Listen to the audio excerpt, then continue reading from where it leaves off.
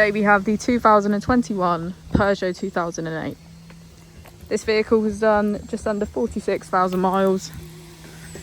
It has an automatic transmission and a fully electric motor.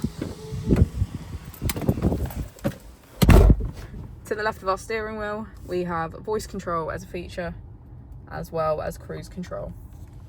On the right, we have hands-free calling and automatic wipers. Moving on to our screen, we can access our radio, climate control,